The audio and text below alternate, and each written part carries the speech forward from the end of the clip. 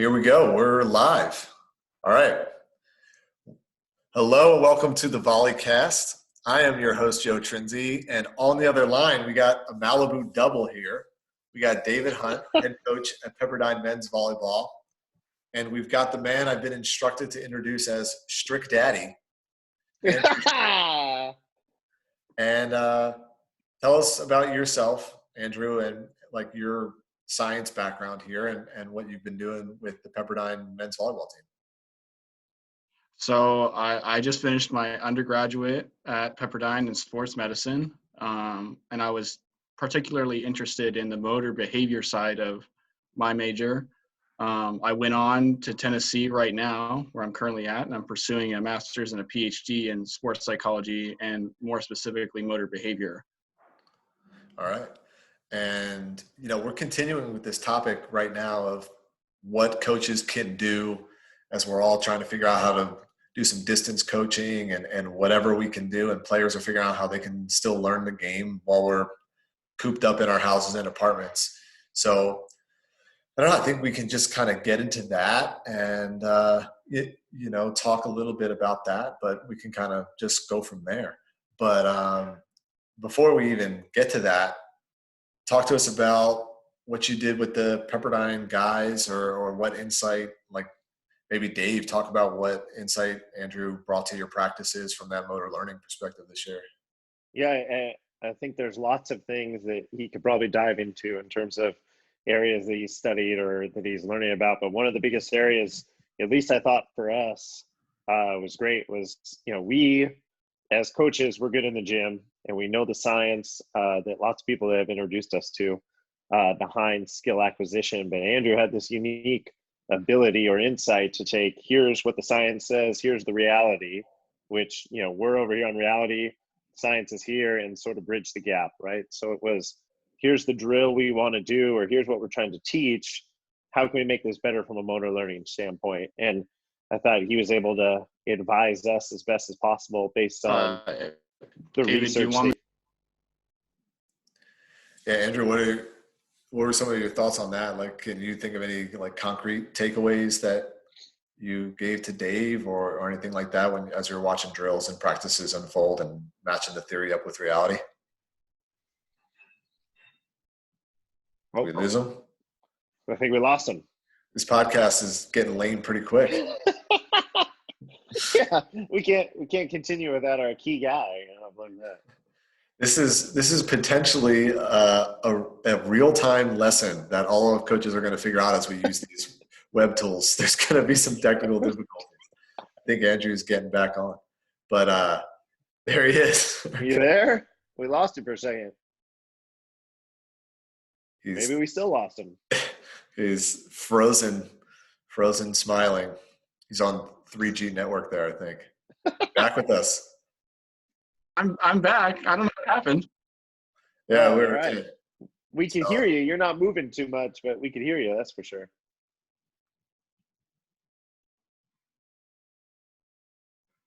Well, maybe. All right. We'll just give it one shot here, Andrew. If you're able to, I don't know, maybe turn. Andrew, are you using dial-up still over there? What's going on? I'm gonna move so I have a better connection. I think I heard the AOL sound. No. In the background. He's got 20 hours left on his AOL CD from 1997. No, I gotta move so I can get a better connection. Hold on just a second. Yeah, go for it. This is going to be fascinating podcast for anybody listening to it. Yeah, very. Well, hopefully everybody listening will be as forgiving to us as their players hopefully will be to them as we sort out some of this distance learning stuff. All right, so it looks like we got I think I'm in a better spot now. Yeah, definitely better connection. So what were some of your just sort of initial reactions as you're connecting the theory with the reality that you were seeing at the Pepperdine practices from a motor learning perspective? One of the things that initially took off for me when I started investigating skill acquisition or motor learning was that a lot of the stuff that Marv had done and then transferred into but David had learned at Pepperdine they were doing already. They just didn't know the theory behind what they were doing. And so for me, it was kind of adding on to this already implicit understanding of motor learning principles of practice regimens. So that was my first takeaway. And then David and I would have meetings about how can we introduce the new stuff that's being carried out and research and implement that in practice. Yeah, Andrew, one of the things I thought you were really helpful for was when we would design small group activities, maximizing learner opportunities, I guess would be the best word for it. I don't know, but can you explain a little bit about ways to put athletes specifically in small groups, whether it's women's teams that are in the gym for the spring or whether it's the men that are in there for the fall, when we have few athletes, what are the best ways in your experience for these athletes to be in the highest learning environment possible? Yeah, that's something we created at Pepperdine. The best way that I've seen, based upon what the data and the research suggests, is that these alternating dyads of practice, which means if Joe and David are working together on the skill of transition attacking, it's mutually beneficial that if David does 3 different transition footwork patterns, that Joe watches David do it, and then Joe does it himself and David watches Joe do it, and you do it in alternating fashion. You get both the observational practice of watching each other and the physical practice of doing it. And what we did at Pepperdine was we then compounded that effect with feedback, that coaches could get feedback and give cueing onto the players of what to focus on when they were using observational practice. Gotcha. So you got 2 different things there. You're talking about observational practice, and then you're talking about letting the learner sort of repeat the skill over and over. Could you dive a little bit deeper into that? Because I was the only one that was there with you as we, we're fast forwarding. This is months. It took months of trial and error, and you're giving Joe all the good stuff in a matter of seconds. But first, I guess, could you talk about, we've talked about the amount of reps. So say we're working on attacking and we're trying to give feedback to a hitter. Mm-hmm. And maybe we're specifically working on transition. How many reps should I be giving that attacker? Should they be in varying formats? What's the progression that I should do there? So it depends on the stage of your learner. So if the learner has never played volleyball, you want blocked practice as possible. So just doing the same thing over and over until they get a general understanding. And what's a general understanding for you? So as soon as they're able to do it without guidance. So Gotcha. like if they see a 4-step approach and then they're able to mimic it with the ball, they understand how to do it. Okay. So as far as the transition attacking, most coaches at the club level, collegiate level, will be dealing with intermediate level players. So they have a good understanding of like how the game works, but they're not great at any specific skill. In this case, transition attacking. Yeah. So if you're teaching them various patterns, so like a 3-step versus a 5-step or 4-step, whatever you're teaching, you want to vary that as soon as they get that general understanding. And you're saying vary it, like I'm going to have different footwork patterns here. That's what you're talking about, varying? Yeah. So, and you schedule variance is what I'm trying to lead into. So what would happen is if I have 3 different footwork patterns, I would start with A, B, and C. So 5-step, 4-step, 3-step, whatever that may be. Do that a few times and then switch partners. And then I would vary it. So maybe it's a 3-5-4, then it's a 5-5-3. And so that variance allows the learner to have contextual interference in practice, which means it's going to be harder, but they won't perform as well, but they retain it because they have to really think about what they're doing. Gotcha. Yeah, so you're looking for just hard enough sort of level of difficulty. So like it's not necessarily like just hard enough, too hard, whatever. So just as a side note, there's nothing in literature that says that if I make practice way more difficult in the game that they're going to perform better. There's just nothing that says that. That's just a side note. But as far as randomness is concerned, the game of volleyball is random at its core. So if you practice in a random setting, you're most likely going to replicate what happens in the game. Yeah. Gotcha. And one of the things we had talked about, so, and you just touched on it, I just want you to clarify. So you're saying that these athletes should do 3-5 reps at a time and then switch with their partner? Gotcha. Yeah, that's best. That's what the literature would suggest for something in our sport with complex motor tasks that are gross in nature, which means they're using a lot of big muscle groups, very dynamic movements. It's not like hand sewing where it's really fine movements. Yeah. So you can only expend so much energy at any given time while learning is taking place. Okay. Yeah. And then touch on the aspect of me watching you. What is your research that you've looked at tell you about that? So that goes into demonstrations. Demonstration has proven to be one of the most effective ways at teaching material to students, and that goes into mirror neurons. It comes from the idea of monkey see, monkey do.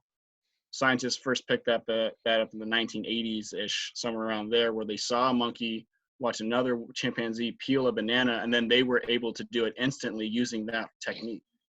And in Gotcha. the same way, all the parts in our brain that fire when we do something, fire when we watch someone else do it, except for execution. So you're learning by observing movements. Gotcha. So right now, leading into a time where maybe we can't be in a gym with somebody, can we use that principle to help our athletes get better? Yeah, you can. The mind is very malleable and open to sensory experiences that are outside the body. So like, for instance, with imagery or video demonstration, you want to get as close to what would you experience in person. So if I'm David and I'm an outside at, let's say 6 foot, whatever, I want to watch another 6 foot outside that's my size or David's size so that we can get the best transfer of what they're doing into our game. Gotcha. And you were talking that breaks down into body type, play style, race, gender, height. I mean, age, I guess, can come in. So as close as possible to the learner. Is that accurate?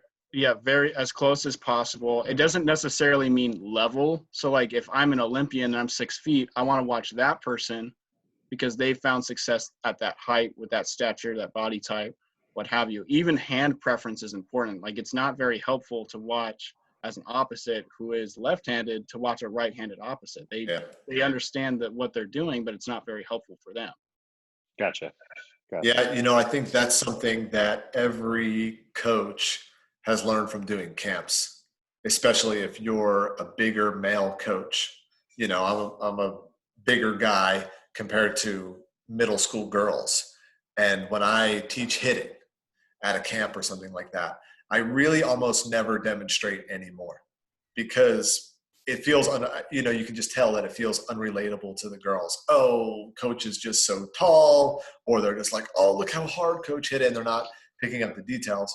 So yeah, and those, it's really good to connect to the science there. And kind of circling back to what you said is, I think a lot of what you're saying is probably jiving as like 90% already there with coaches that are kind of common sense, trial and error, have learned a lot of these. And what I like is you're adding like some of these details that we can take.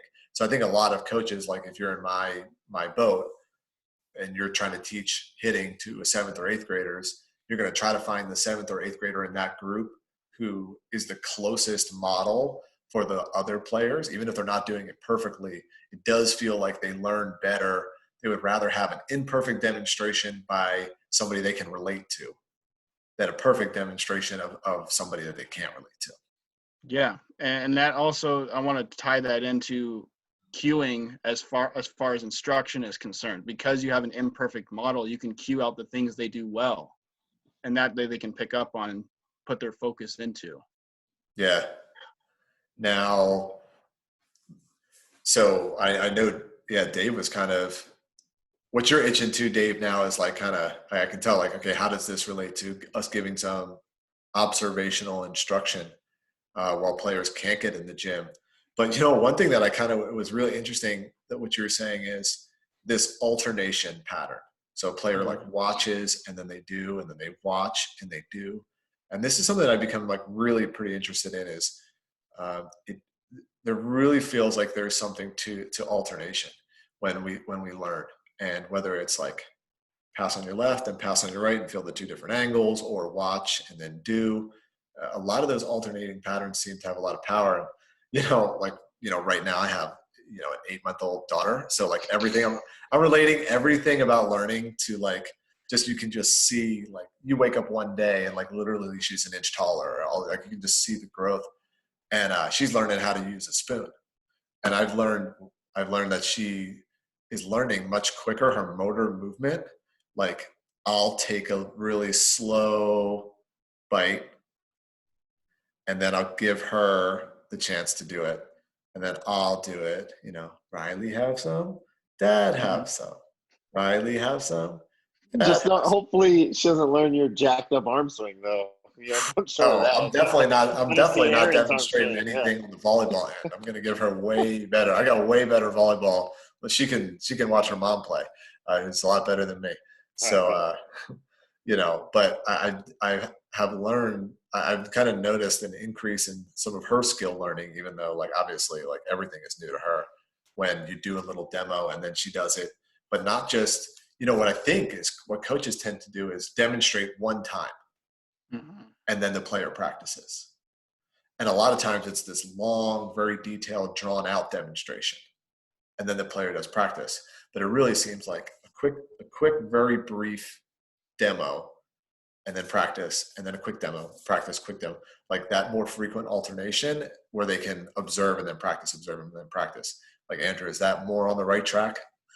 Correct. Yeah, you want to have an instructional period of observation where they can refresh. And that's basically what you get with alternating. Was I get to try, see if it worked, then I get a demo of how it's supposed to look, or how someone else attempts the task, and I learn from it, and I get to incorporate that in the way I play. You know what this is almost making me imagine? Like, there's a lot of teams, are just sidelined right now, and there's a lot of players that they can't go to practice. But I'm almost imagining two players, rigging up their FaceTime or camera or the Zoom meeting that we're on, and like one of them does an approach, and then they watch their friend do an approach, and then one of them does an approach, and then they watch their friend do an approach, or something like that, or two setters who can't be in the gym together, but one of them sets up their video camera and does a bunch of setting reps against the wall, and then they watch their friend do it, or something like that. Maybe it's not as ideal as a full practice, but that's got my brain thinking about some of these alternate solutions that we can do right now. Mm-hmm, absolutely. Andrew, one of the things that we had touched on in the gym, and maybe you can dive into it a little bit more, is what does the research tell you about if I'm approached 5 times and I watch myself versus watching you approach 5 times? I think you had touched on there tends to be an element of, if I'm watching myself, it's maybe not so beneficial. Could you dive into that a little bit? Yeah, that's something that we picked up on while I was at Tennessee. Well, what happens when you watch yourself on video is you direct the learner to self-absorbed concepts. And that doesn't mean emotionally or whatever. That just means I'm so aware of my body that I'm not worried about the external factors like the task. So my focus is instead on me instead of trying to perform. So if I watch someone else do the task, I'm more concerned of how do they fulfill the task requirements. Yeah. Versus how does my body look when I do the task. And is this related to like internal and external focus of attention, that sort of research? It's directly related. So what happens in internal focus of attention is you get this constrained action. So the body knows how to do things automatically once you've learned how to do them. And when you're focused internally, you cause a lot of neural networks to conflict with each other with sensory and motor inputs, and it causes overload and called microchoking. And that prevents your muscles from acting fluidly. And so when you focus on just the task, your brain allows you to perform automatically and optimally. Is it appropriate? So is it more appropriate to watch your own video in situations where you have what I would say like a categorical flaw in your execution? Meaning, if I always step with my left foot first when I should be stepping with my right foot first, is that a situation where looking at my own video is appropriate to say, oh, I didn't even realize I was stepping with my left, I should step with my right? But then once I have a habit of stepping with my right, so I'm kind of in the ballpark, then I need to change my focus to external. Is that a way of looking at it, or am I off base there? I think you're in the right direction of thinking. You even need to change the way you phrase the feedback. So, like, if you're talking about taking a step, that directly corresponds to thinking about an internal focus of the feet. Right. Instead of, I need you to take direction towards this area on the ground. Okay. Well, that's external. Now I can make a movement pattern that I don't have to think about my feet. My feet will just go. Right. That in itself will improve what you're considering. As far as like it telling the learner or is showing the learner if they're being stubborn about, no, I don't. Sure, it can help with realization of an error being made, but it isn't really helpful for learning in general. Yeah. Okay. So as far as video feedback is across the motor learning literature, for as long as we studied it, there has been no studies that have shown that it's improved learning. It's either kept it the same or you've gotten worse. And so I would highly recommend that coaches stay away from that arena of video feedback. Watch someone else, which is video demonstration. I think that's a really good takeaway from this conversation, because if we're talking about providing online resources, distance coaching, et cetera, for players, I think a lot of people, myself included, are thinking like, okay, the first thing that we need to do is watch all of our, hey, let's study everything that we did this past season. And what you're telling us is that can actually backfire a little bit. It might not be as beneficial as even something like, okay, watch your teammates' swings. Yeah, watching your teammates will be way better than watching your own, because you learn from what your teammates do well. Is there any value to having some sort of alternation, like watch one swing from yourself, watch one swing from your teammate, watch one swing from yourself, one swing from your teammate, and looking at differences there? Or is that still going to lead to too much, what you're thinking, too much internal reflection there? So there hasn't been, to my knowledge, there hasn't been a study that has looked into that. That would be a great idea for a study. All right. If only we knew somebody that was into research and stuff like that. Yeah, that's something I might take up. So as far as the question goes, what I would predict based on previous findings would be that it would still develop an internal focus of attention, because you're looking at the biomechanical analysis of what the movements are doing instead of how they accomplish the task. Andrew, if we wanted to vary it, could we pull up 3 attackers, maybe continue on this attacking idea, 3 attackers that are similar to them, maybe at varying levels, and then ask for feedback in terms of, hey, what did we see from their footwork, or what did we see from their arm swing, whatever we're trying to teach this athlete? Would that be better to vary in terms of having multiple athletes that are good models, or one athlete that's a model is good enough, or what? So I would have more models for them to look at, and then ask them what did they do that allowed them to complete the task in an optimal way. Because then they can do that for themselves without thinking internally about how they have to position their bodies to complete the task. Gotcha. That makes sense. So, I mean, me and Joe talked the other day about, diving in, like he alluded to, diving into our own data, and there is some room for that. But you can make a strong argument that coaches investing their time should be looking for models, whether it's in the international game or on other teams that are like athletes that they currently have, to build sort of a library of skill to show their athletes once we're able to get back into the gym. Would you say that's correct? That's correct. Now, let me make sure I make the distinction that video feedback, as far as coaching is concerned, is very valuable. They're not playing. So watching their own athletes do stuff is very valuable for how they direct practices and practice scheduling in general. Right. Yeah. No, I don't think any of us is saying that we should never watch our own team. I think, we're on the same page. But in terms of teaching skill, I mean, we're very aware, I think, as coaches, of what our own team is doing. But then at the end of the day, we have to teach our athletes, and trying to find the most effective way to teach is something that obviously we're all seeking to understand. Yeah.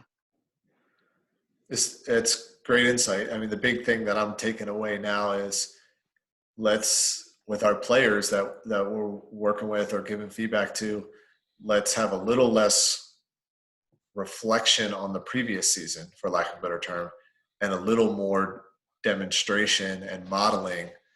And let's get into like kind of the nuts and bolts of maybe just a couple things like from a player's perspective. So, right now I'm standing up, I have my desk and my computer set up at standing desk here. Mhm. So is there going to be like, is that if I'm lying in bed watching video of a demonstration, is it better if I'm up here standing up and like getting my body kinesthetically? Is there any research about that? Like if I'm going to watch attacking, is it better if I'm standing up and like semi-rehearsing some of the moves or like a pass? Like if I'm kind of trying to mimic that motion a little bit as I'm watching it, is there any evidence for anything like that? Yeah, you're diving into the idea that is video demonstration the same as mental practice, and it's very similar. So in mental practice, you can close your eyes and imagine a scenario that you're passing, and that definitely transfers to learning. It's not as effective as physical practice, but the brain has a hard time at distinguishing what's real and what's not. And then in the same way, if you were to mimic a pattern of serve reception in this, let's say, by watching someone else serve at you, then you can get the benefits of that kind of practice. And if I'm doing that, and say I'm a player, Hmm. do I want to, like, I don't know, if I sort of like close my eyes and I imagine, we're definitely going to have you back on the podcast. I'm trying to keep all these between, 20 and 30 minutes, but so Okay. we're getting close to the time limit. So we're going to have to catch up again, and keep giving coaches and players some more tools on this. But just kind of real quick, if I'm doing this practice as a player, I'm closing my eyes. Am I kind of trying to visualize and almost feel internally like at game speed? Or because I notice a lot of times when I do visualization, and I've walked players through visualization, I tend to almost want to do it in like slow motion, in a way. Like, does that make sense? I almost want to kind of like slow it down and go, or should I be trying to visualize it at game speed? Does that make sense? You know what I'm saying? Yeah, yeah. The only time that as far as I'm aware, that the literature suggests to slow it down, and this comes more from sports psychology than motor behavior, is to get something that you want to get across, whether it's a technicality or some sort of tactic or something to be aware of. Yeah. As far as what motor learning says, you want to do it as the game progresses in this timeline. You want to do that in the imagery realm too. Yeah. So that has the most transfer, so that the motor sequencing, the firing in the brain that takes place will mimic what happens in real life. All right. So maybe I'm thinking, and Dave, be curious to hear you wrap up by what you're taking away from your Pepperdine guys, but I'll try to just kind of give maybe a basic takeaway if I'm a high school coach or a juniors coach and I can't get in there with my team, but maybe say once or twice a week, we're all going to get on a Zoom call or a Skype call or something like that. And maybe I'm a coach. I show up, I queue up 10, 20 good passing clips of a good passing model, and all the players watch that. And then maybe then we have 5 minutes where we close our eyes and the players sort of visualize. Should they be visualizing themselves performing the skill, like the demonstration that they just saw, or should they be imagining, like recreating literally what they just saw, like the demonstrator? Should they be trying to recreate the demonstrator in their own mind, or should it be more like, should I see a first person perspective in my own mind? Does that make sense? You know what I'm asking there? Yeah. So as far as the literature is concerned, that you will switch from first and third person regardless of your controllability of first or third person. You will switch. It happens. Oh, So to force it into one or the other doesn't really dictate whether you're getting more or less mental practice from the other point of view. okay. So there's just a little takeaway that I think anybody can take away. Just give some demonstrations, not of the players themselves, but of a demonstrator model, and then give some time for the mental practice, and maybe you can even alternate between the two of you. Dave, Mhm. any other kind of takeaways that you have, or maybe higher level for your coaching higher level players? Or You know what? I think the big takeaway for me as a coach is just continuing to come up with those models for the athletes, right? So if an athlete approaches us, or we get on the phone with them and, hey, what are you working on right now, or what's something that you're doing at home? Maybe once they're able to get back into a gym or practice with a team or something, is being able to find or know an athlete that is exactly doing exactly what we would like Yeah. with that skill. And it's not just, hey, Matt Anderson is a great attacker. It's, Matt Anderson's footwork is really good on the right, in system. So here's a good model for this guy, or here's, this Polish opposite that's a big lefty, or the Russian opposite's a little bit smaller, but he's left-handed and he's more dynamic. So trying to find those models now for our athletes when we have time to dive into that, or just talking to other coaches and saying, hey, who do you really like as a setter? Who do you really like to watch as an attacker? And then finding those small aspects to draw our athletes in so they can find those cues for each, mental model or whichever model it is that's not themselves. I love it. Hey, there's some great concrete takeaways there. I mean, I love, you ran down a little theory for us, but I think we gave a couple of concrete things that coaches and players can do now. We're recording this on Thursday night. I'll push the podcast out tomorrow on Friday, the 20th. And we might have to make this a regular thing. Maybe every Andrew, Thursday. you're just going to come on every other day, right? You're just going to give us little nuggets of wisdom. That's what this is, or what? Yeah, I can do that. All right. I love it. Okay. Well, anybody listening to this, any coaches, we'd love to hear your feedback. What's working? What are you taking away? You can tweet at us at the Volleycast, or send an email, or drop us a line, just whatever, however we get feedback. We'd love to hear what coaches are taking away and what you are. If you're finding something that works right now with the challenges we have, let us know so we can share it with everybody else. And until next time, thanks, Dave, and thanks, Andrew, and let's keep it rolling. All right. See you guys. Hey, take care. Yeah.